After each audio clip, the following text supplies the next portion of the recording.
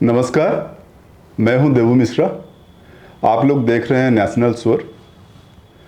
आप लोगों में से बहुत सारे लोग ऐसे हैं जो 96 से पहले अपना सीबीएसई दिए होंगे और बहुत सारे ऐसे हैं जो 96 के बाद भी सीबीएसई दिए हैं। जो अभी के जनरेशन है वो लोग 96 के बाद दिए होंगे। एंड 96 से पहले और बाद में जो सीबीएसई की सर्टिफिकेट्स है उसमें जो फ़र्क है वो ये है कि 96 के बाद जो जो लोग सीबीएसई सर्टिफिकेट लिए हैं उसमें बोथ फादर एंड मदर का नाम होता था। एंड उससे पहले 96 से पहले सारे सीबीएसई का जब आप फॉर्म भरते थे या जब सर्टिफिकेट आपको मिला था तब उसमें केवल ही फादर का नाम होता था। तो ये जो सबसे बड़ा उपलब्धि है कि मदर का नाम भी उसके सर्टिफिकेट में आने लग गए, उसके पीछे जो शख्सियत हैं वो है मिसेस आशा मित्तल। आज वो हमारे साथ हैं और उनके साथ हम आज बात करेंगे और आपको मिलवाएंगे। आशा जी जो है वो मैथमेटिक्स में एसोसिएट प्रोफेसर होकर रिटायर किए थे। She is 75 years old but full of energy. तो आज हम उनसे मिलेंगे। वेलकम आशा जी, आपको स्वागत है हमारे चैनल में। Thank you. आपके जो अचीवमेंट्स है वो मल्टीफेसेटेड है। आपने बहुत सारे अचीवमेंट लिया हुआ है। हम शुरुआत जो करेंगे वो आपके चाइल्डहुड से करेंगे क्योंकि आप 1948 में आपके बर्थ हुआ था एंड आप जब पढ़ाई आपने शुरू किया तो मैथमेटिक्स में आपका स्पेशल इंटरेस्ट था। हाँ जी। तो उस ज़माने में जहाँ तक हमें पता है कि लड़कियाँ बहुत कम इंटरेस्ट लेते थे मैथमेटिक्स में because it was a male dominant subject माना जाता था। हाँ जी। तो हम आपसे इस बारे में थोड़ा सुनना चाहेंगे कि आप कैसे इस सब्जेक्ट को चुना और कैसे आप उस पर प्रोग्रेस किए। एक्चुअली मैं मैथमेटिक्स मेरा शुरू से ही फेवरेट सब्जेक्ट था। उसका जो मेन कारण था वो थी हमारी जो मैथ्स की टीचर थी शुक्ला मैडम, हम उन्हें बोला करते थे। तो उनके ऊपर मुझे इतनी ज़्यादा आसक्ति थी, उनको मैं इतना ज़्यादा मानती थी, तो पूरा टाइम मैं मैथमेटिक्स ही करने में लगी रहती थी। मुझे उनके साथ बैठना, उनके साथ बैठ के पेपर चेक करना और पढ़ाना, वो सब मुझे बहुत अच्छा लगता था। तो इसलिए मुझे लगता है मैथ्स में इंटरेस्ट होने का मेन कारण जो है ना, मेरी शुक्ला मैडम रही हैं। अच्छा, आप एलएसआर से भी अपना ग्रेजुएशन किए थे एंड पोस्ट ग्रेजुएशन भी शायद एलएसआर हाँ से जी। किए हुए थे एंड हाँ मैथमेटिक्स में आप टॉप किए थे एलएसआर से हाँ जी। एंड डीयू से शायद आप थर्ड पोजीशन में थे हाँ जी। उस टाइम। तो उस टाइम पे इस मेल डोमिनेटेड सब्जेक्ट पे आप टॉप कर रहे थे एंड डीयू में भी थर्ड पोजीशन में रहे थे। तो ये जर्नी कैसा था आपका? नहीं, जर्नी तो मैथमेटिक्स वाली बहुत ही अच्छी थी क्योंकि मेरा ये फेवरेट सब्जेक्ट रहा है हमेशा ही। और जहाँ तक टॉप करने का सवाल है तो मैं जिस वक्त जिन दिनों पे हम लोग पढ़ते थे तब तक काफ़ी लेडीज़ जो हैं वो मैथमेटिक्स में आने लग गई थी। और जो रिज़ल्ट्स आते थे उसमें गर्ल्स जो होती हैं वो ज़्यादा टॉप पे रहती थी, तो उसमें कोई हमें दिक्कत नहीं हुई थी। और जब मैंने मतलब ग्रेजुएशन किया, पोस्ट ग्रेजुएशन किया, तो सब लोगों ने मुझे बोला तुम्हारा मैथमेटिक्स इतना अच्छा है, तुम आईएएस की तैयारी करो, सिविल सर्विसेज में जाओ। पर मेरा जो एप्टीट्यूड है वो शुरू से टीचिंग में रहा है। अच्छा। क्लास में भी मैं जो बच्चे होते थे उनको पढ़ाना और अपनी टीचर को असिस्ट करना, वो सब मैं करती थी। तो इसलिए मैंने कहा नहीं, मैं वो एग्ज़ाम वगैरह बिल्कुल नहीं दूंगी, क्योंकि अगर दूंगी तो सब लोग बोलेंगे जाओ ज्वाइन करो। तो मेरा एप्टीट्यूड था सिर्फ टीचिंग में आने का, तो इसलिए मैंने वो सब किया नहीं और कॉलेज ज्वाइन कर लिया। एंड कॉलेज जब किरोड़ी मॉल कॉलेज आपने ज्वाइन किया? हाँ जी, शुरू में मैंने लेडी श्री राम में पढ़ाया। 69 में मैंने पास आउट किया था एमए, और 69 में ही मैंने कुछ टाइम जो है लेडी श्री राम में पढ़ाया। और 1970 में जो है मैं किरोड़ीमल कॉलेज में आई और किरोड़ीमल कॉलेज से ही रिटायर हुई। अच्छा, आज एचओडी भी आप थे किरोड़ी मॉल हाँ कॉलेज में? हाँ, काफ़ी हमारे मतलब पहले तो एचओडी ही बोलते थे, पर अब टीचर इंचार्ज बोलते हैं डिपार्टमेंट का। काफ़ी साल मैं टीचर इंचार्ज रही हूँ डिपार्टमेंट के। तो एंड इस दौरान आपने कुछ बुक्स भी लिखे थे, आई थिंक 3 बुक आपने लिखा हुआ था मैथमेटिक्स के ऊपर। एक्चुअली में मेरा जो है ना पीएचडी करने का बहुत मन था, पर मेरे कुछ सर्कमस्टांसेस ना फेवरेबल नहीं रहे, तो घर से सपोर्ट नहीं मिलता था, तो वो मेरी जो एक इच्छा दबी रह गई पीएचडी करने की। और फिर कुछ फैमिली सर्कमस्टांसेस ऐसे हो गए, मैं सेपरेट हो गई, तो मेरे को बच्चों को देखना होता था, तो मैं अपना पीएचडी की तरफ ज़्यादा ध्यान नहीं दे पाई। तो वो कहीं इच्छा मेरे अंदर दबी हुई थी। तो फिर मेरे को ऐसा लगता था कि जो कुछ मैं पढ़ाती हूँ, मुझे लगता था कि मैं पढ़ाती भी नहीं हूँ, आई प्रीच मैथमेटिक्स, तो मैं किसी तरह से बुक्स में उनको लेकर आऊँ। तो फिर मैंने बुक्स लिखी थी, 3 बुक्स लिखी थी। एक तो क्लास 11th के लिए लिखी थी सीबीएसई की, पर फिर उसका मैं क्लास 12th परस्यू नहीं कर पाई। बाकी जो 2 बुक्स मैंने लिखी थी वो मेरी अमेरिकन यूनिवर्सिटी में लगती हैं। अच्छा। तो उसमें वहाँ पे जो सीनियर सिटीजन्स के लिए या सीनियर लोगों के लिए एक रिवीजन का जो कोर्स होता है, उसमें मैंने एक बेसिक मैथमेटिक्स लिखा था और एक प्री अलजेब्रा लिखा था। अभी आपने सेपरेशन के बारे में बात किया, जो मैं आपको पूछने वाला था। तो जब आपके एजुकेशन कंप्लीट हुआ, शायद उस टाइम आपने शादी किया था, और उसके बाद 7 साल के अंदर शायद आपने, हाँ जी, आप सेपरेट हो गए थे। हाँ जी। तो वो जो शादी का जो फेज है, क्योंकि सोसाइटी में डिवोर्स लेना एक बहुत बड़ी बात होती थी, एंड खास करके आप अपने तरफ से डिवोर्स लिए थे because you had a disturbed marriage. तो उस बारे में आप हमें बताइए, दर्शकों को बताइए। तो एक्चुअली में जब शादी हुई थी, तब इतना महसूस नहीं हुआ था कि उस घर में जो है मेरी एजुकेशन की उतनी शायद वैल्यू नहीं रहेगी, और बहुत सारी और चीज़ें थी जिसकी वजह से जो मैरिज है बहुत खुशहाल नहीं थी।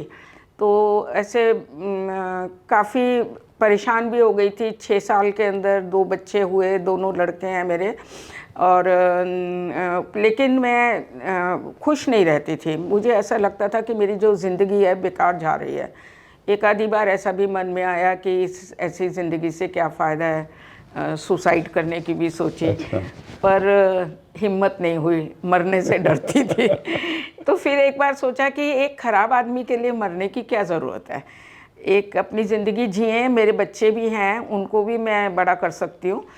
तो फिर मैंने सेपरेट होने का डिसाइड किया, और मैंने लिटरली मतलब उसको बोल दिया कि तुम्हारे साथ मैं नहीं रहूँगी, तुम इस घर से निकल जाओ।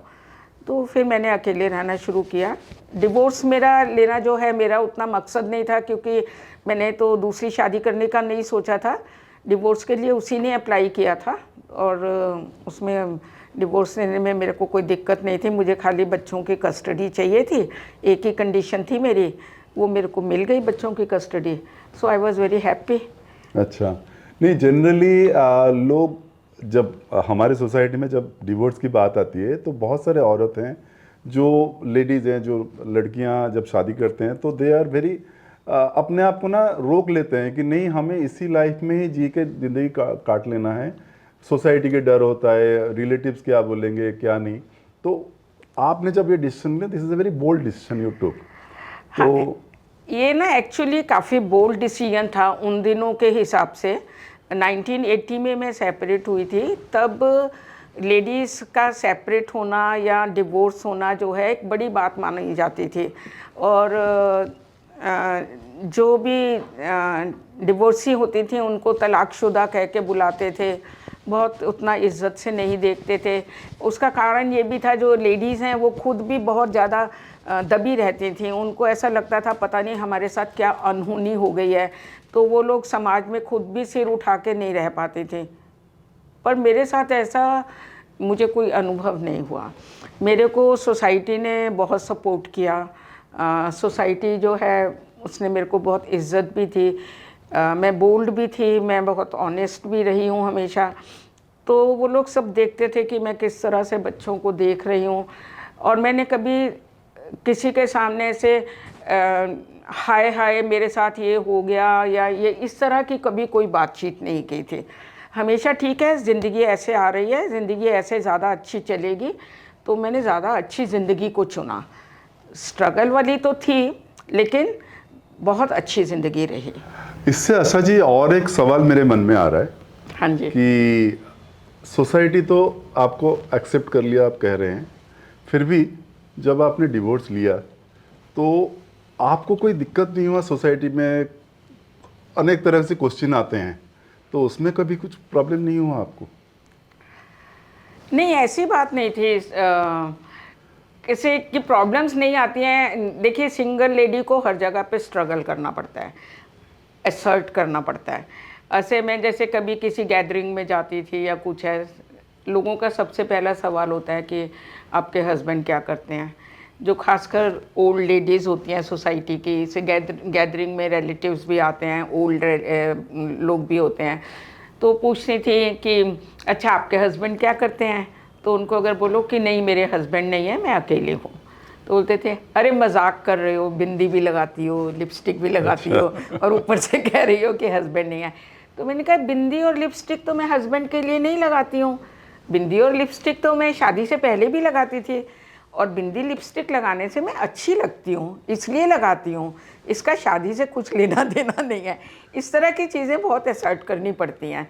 तो अगर लेडीज़ अपने आप को, जो खासकर डिवोर्सी लेडीज़ हैं, वो अगर अपने आप को ऐसे समझते रहें कि हम बहुत बेचारे हो गए हैं क्योंकि हमारा डिवोर्स हो गया है, तो फिर सोसाइटी भी वैसे ही समझती है।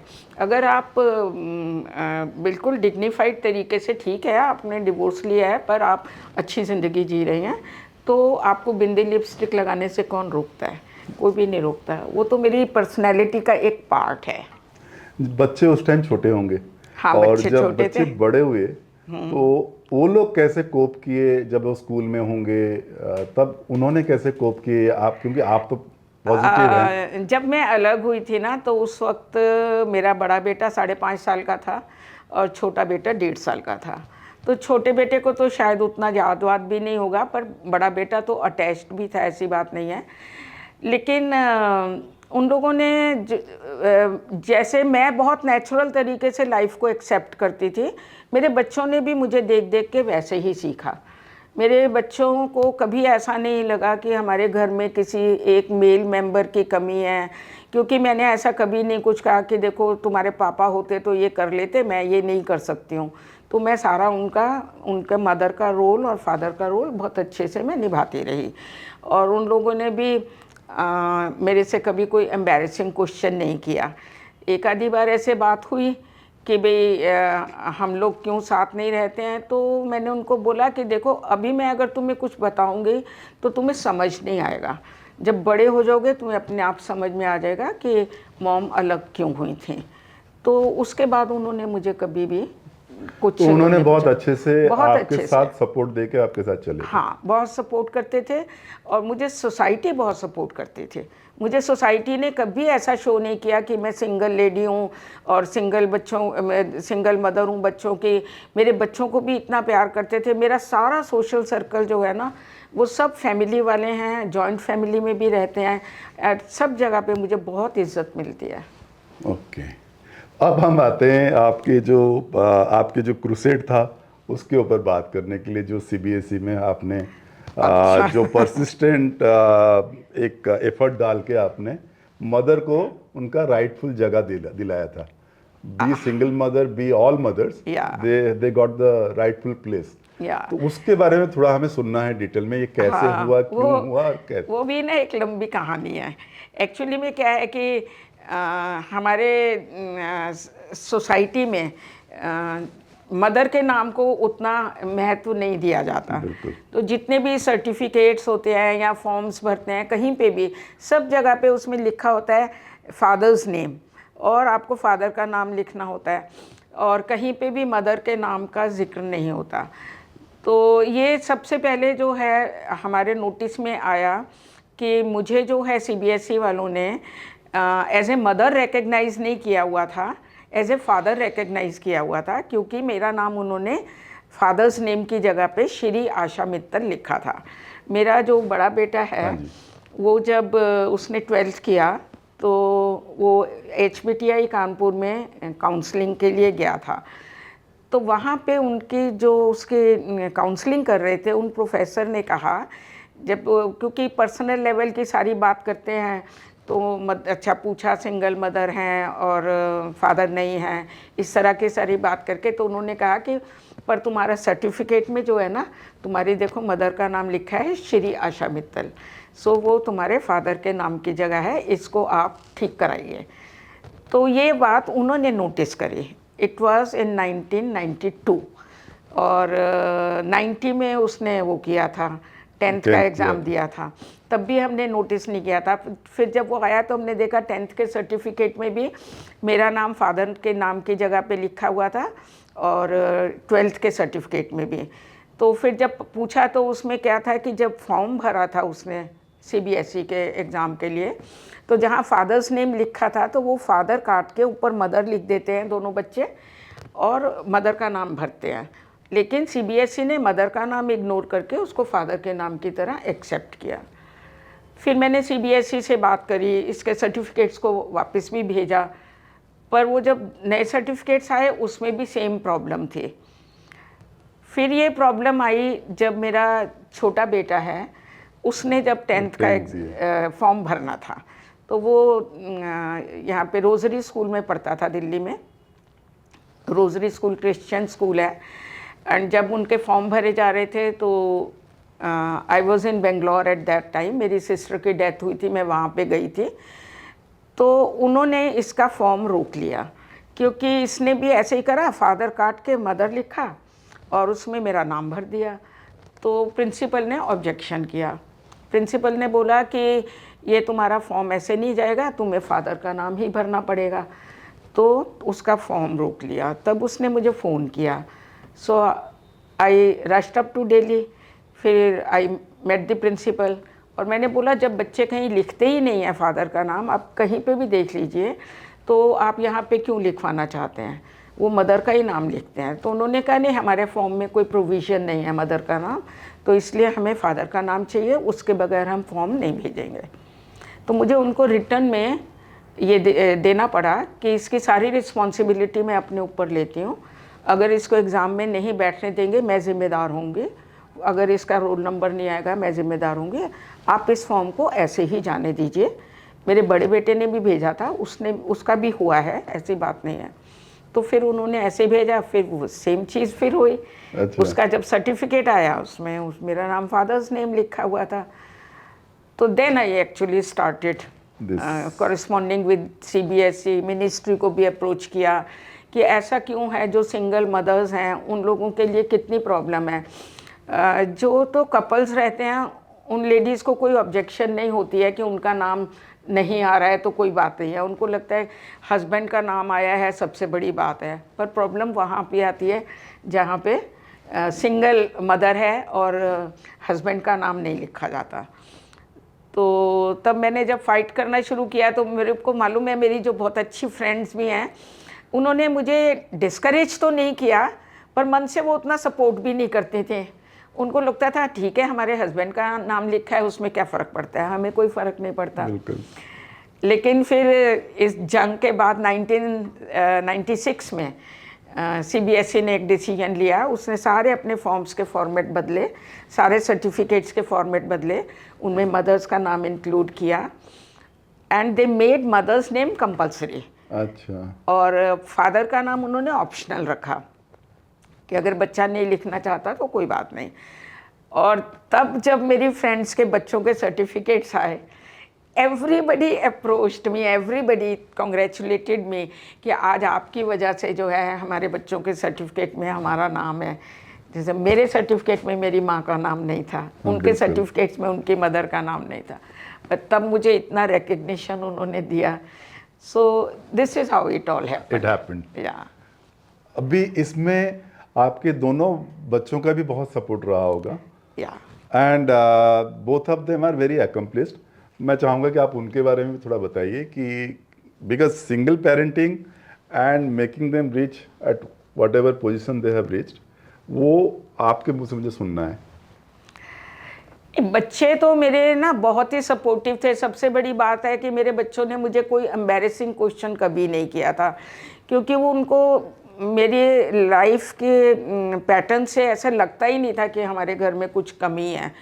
और मैंने क्या भी करते हैं? हाँ, अभी क्या करते हैं ये लोग? अभी जो है मेरे सामने एक बड़ा वैसे चैलेंज था जब बच्चे मैं पढ़ा रही थी, क्योंकि मुझे ऐसे लगता था अगर अगर बच्चे अच्छे सेटल नहीं हुए तो एवरीबडी विल ब्लेम मी कि मैं जो हूँ बहुत मतलब हिम्मत करके चली थी कि मैं अकेले दोनों बच्चों को पाल लूँगी। तो चैलेंज तो था, बट भगवान की दया से सब ठीक होता रहा और दोनों ने इंजीनियरिंग किया। अभी बड़ा बेटा मेरा आईआईटी में साइंटिस्ट है, प्रोफेसर है वहाँ पे आईआईटी दिल्ली में, और छोटे ने नेवल इंजीनियरिंग किया था। तो उसने वो 20 साल वो नेवी में रहा है। अच्छा। तो फिर then he took pre retirement as a commander. Okay. तो now he is working as AVP with Tata 1MG अरे and both are very well settled, happily married. और जितने अच्छे बच्चे हो सकते हैं मेरे दोनों बच्चे वैसे हैं। I am really proud of them. That's great. Asha ji को मैं पर्सनली बहुत दिन से जानता हूँ, और आशा जी जो है मल्टीफेसेटेड है। वो पोएम्स भी लिखे हुए हैं, उनका एक बुक भी निकला था कसक करके। वो कसक जो है यहाँ है, इसके बारे में मैं आपसे सुनना चाहूँगा, ये बुक जो आपने लिखा था।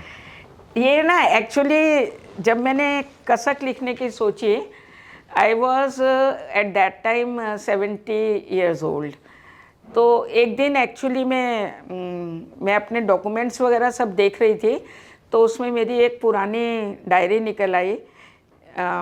शादी से पहले मैं काफ़ी पोइट्री वगैरह किया करती थी, तो उसमें मेरी सारी पोएम्स लिखी हुई थी।